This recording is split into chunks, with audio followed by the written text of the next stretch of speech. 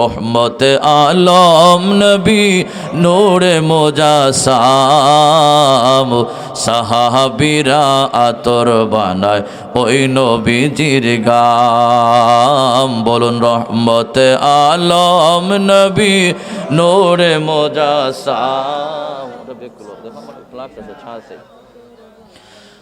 নবীজির ঘাম সাহাবীরা আতর বানায় ওই নবীজির ঘাম। রহমতে আলম নবী কাপ দাও কাপ আনো।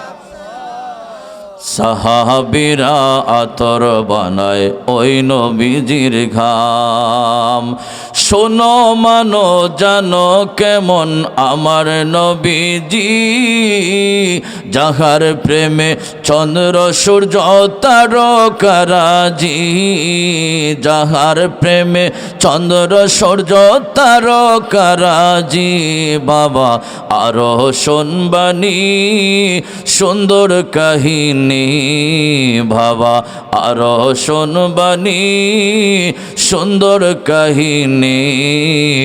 জান্নাতের ওই রুমে রুমে লিখা নবীর নাম, জান্নাতের ওই রুমে রুমে লিখা নবীর নাম। কথা বলেন ঠিক না ঠিক? হযরতে আদম সফিউল্লাহ আলাইহিস সালাম, হযরতে আদম সফিউল্লাহ আলাইহিস সালামকে আল্লাহ বানানোর পরে দুনিয়াটা ভ্রমণ করাচ্ছিলেন। আদম নবী তার জবান দিয়ে স্বীকারোক্তি দিচ্ছেন, এই ঘটনা বর্ণনা করেন। হযরতে আদম নবী বলেন, আমি যখন প্রথম আসমানে গেলাম, প্রথম আসমানে গিয়ে দেখি আখিরি নবী মুহাম্মদুর রাসূলুল্লাহর নাম মোবারক লেখা। আল্লাহু আকবার। প্রথম আসমানের গেটের মধ্যে আখিরি নবী মুহাম্মদুর রাসূলুল্লাহর নাম মোবারক লেখা। হযরতে আদম সফিউল্লাহ বলেন, যখন আমি দ্বিতীয় আসমানে গেলাম, দ্বিতীয় আসমানে গিয়া দেখি দ্বিতীয় আসমানের গেটে আখিরি নবী মুহাম্মদুর রাসূলুল্লাহর নাম মোবারক লেখা। তৃতীয় আসমানে আখিরি নবী মুহাম্মদুর রাসূলুল্লাহর নাম মোবারক লেখা। চতুর্থ আসমানের গেটে আখিরি নবী মুহাম্মদুর রাসূলুল্লাহর নাম মোবারক লেখা। পঞ্চম আসমান, ষষ্ঠ, সপ্তম আসমানে আখিরি নবী মুহাম্মদুর রাসূলুল্লাহর নাম মোবারক লেখা। আল্লাহু আকবার। হযরতে আদম সফিউল্লাহ বলেন, রে পৃথিবীর মানুষ, শুধু তাই না, আমি জান্নাতি ভ্রমণ করলাম, আল্লাহ আমাকে জান্নাত দেখাচ্ছিলেন। হযরতে আদম সফিউল্লাহ বলেন, আমি জান্নাতের গেটে গেটে নবীজির নাম মোবারক লেখা দেখলাম।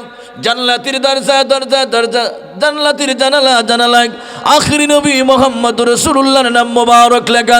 হযরতে আদম সফিউল্লাহ বলেন, আমি জান্নাতের ভিতর অসংখ্য গাছপালা দেখলাম, প্রত্যেকটা গাছের দিকে নজর করলাম, কোটি কোটি কোটি কোটি পাতা রয়েছে, প্রত্যেকটা পাতায় পাতায় আখিরি নবী মুহাম্মদুর রাসূলুল্লাহর নাম মোবারক লেখা। জুড়ে বলুন সুবহানাল্লাহ। আল্লাহু আকবার, আল্লাহু আকবার। আমরা রাসূলুল্লাহর তাজিম চাই কি চাই না?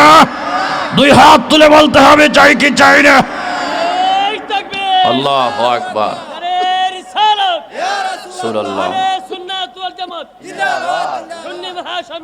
জিন্দাবাদ জিন্দাবাদ।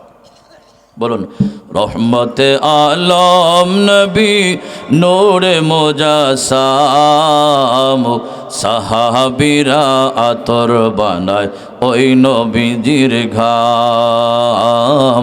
সাহাবীরা আতর বানায় ওই নবীজির ঘাম।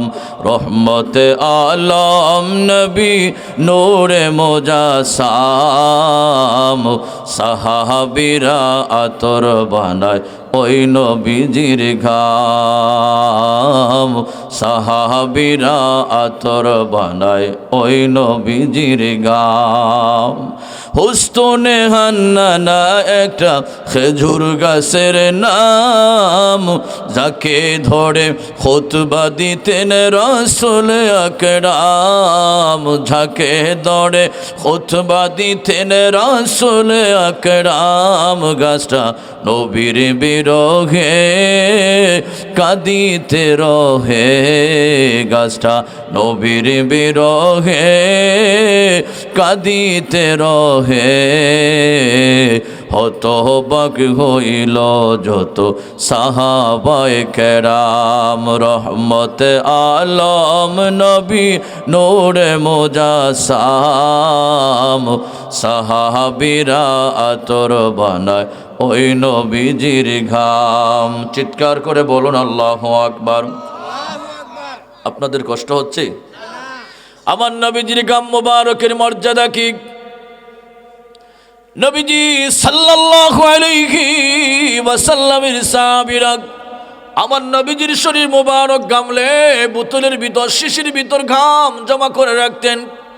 নবীজি বলতেন, সাহাবীরা এই যে তোমরা আমার গাম মুবারক বোতলের ভিতর শিশির ভিতর জমা করে রাখো, এইটা কেন?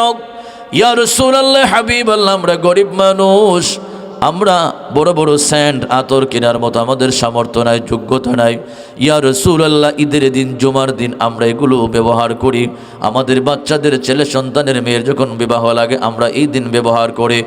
আল্লাহর নবী ডাক বলে, সাহাবীরা সাহাবীরা, এই যে তোমরা আমার গ্রাম তোমরা আতর হিসেবে ব্যবহার করো, এটার কাছে তোমরা কেমন গ্রান কেমন খুশবু পাও? সাহাবীরা ডাক বলে, ইয়া রাসূলুল্লাহ, হাবিবাল্লাহ, আল্লাহর জাতির কসম করি বলি, এই যে আপনার ঘাম মুবারক আমাদের গায়ে কাপড়ে লাগাই, ইয়া রাসূলুল্লাহ, একটু লাগানোর সাথে সাথে একদিন নয় 2 দিন নয়, একটু ঘাম মুবারক আমাদের গায়ে কাপড়ে লাগানোর পরে 40 দিন পর্যন্ত আমাদের গা থেকে মেশক আম্বরের ঘ্রাণ বের হয়। জুড়ে বলুন সুবহানাল্লাহ।